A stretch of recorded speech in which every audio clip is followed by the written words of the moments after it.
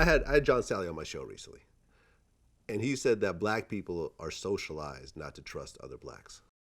As Africans living in America or enslaved in America, we have been designed and bred.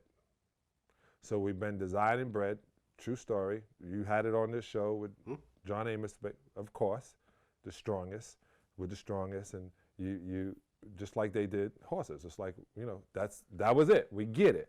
Yeah. But we also were trained not to trust one another. So we're literally ingrained not to trust our guy who looks like us. We believe the hype about us as well. So we believe, oh, they're crooks, they're gang members, they're rapists. We believe the same perpetual lies. We believe it about ourselves. I'd have to agree. That goes back, we often use the Willie Lynch letters as an example. And since I've been going to school, and even before I got into college, I realized and learned that those were fictitious writings that actually came out in the 70s. But the ideal behind the Willie Lynch letters of that, it was a letter from one slave master to many other slave masters and how to control your slaves. And he's put the big against the strong, the light against the dark, the men against the women. And it was all these things that have been institutionalized, and it's from the times of slavery.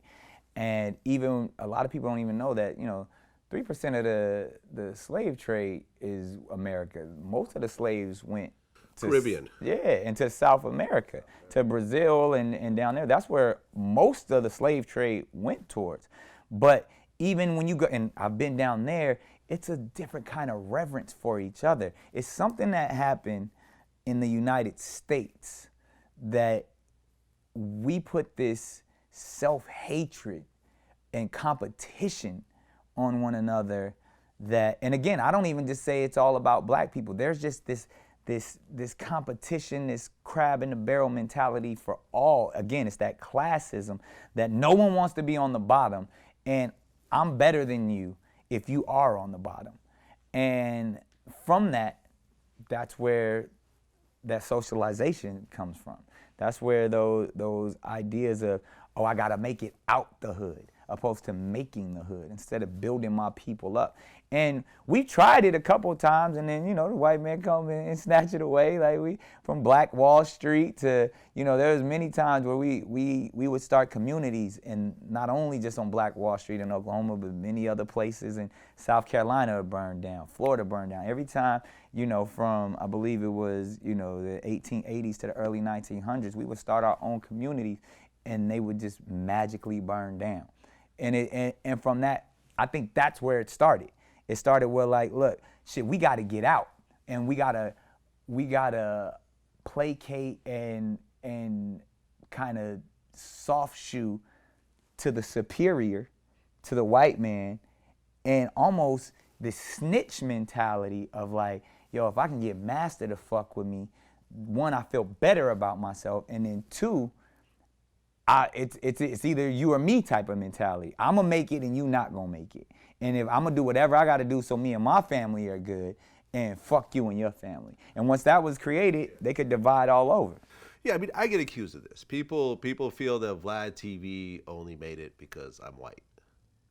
There's elements of that. You see what I'm saying? Kind of like, well, I wouldn't disagree with that, Vlad. I think that there is probably a certain degree of truth in it. I don't deny any of this stuff. Like, I feel I'm a guest in the House of Hip Hop. I feel very lucky because there are a lot of other sites and there's Say Cheese TV. Yeah, great site. I've interviewed him. I've helped give him promo. Zach TV while he was alive. But don't think that's a bad thing, because what it is, one of the reasons I would say is because you are an interpreter of hip hop.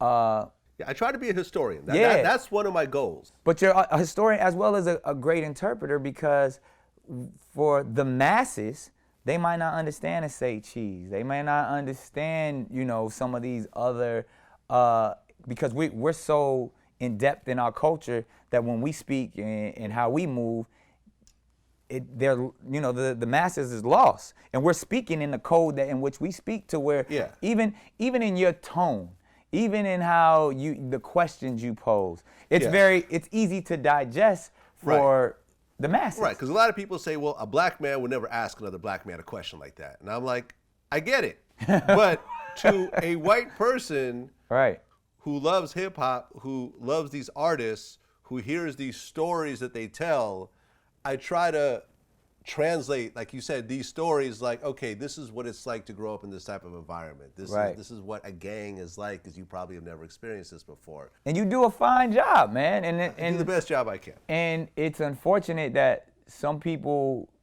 misuse it on both sides. You know what I mean? There's a lot of clout chasing on your platform. There's a lot of, you know, too much talking going on at times, so where it can incriminate individuals, and you know, they always listening. You know, them alphabet boys is right there at it. So, but I don't think that's your fault, you know, by any means. Like, you're just providing information on your platform, and the same way that if we're gonna get mad at you, we got to get mad at YouTube, we got to get mad at Instagram, we got to get mad at all of these places that we choose to go and put ourselves out there.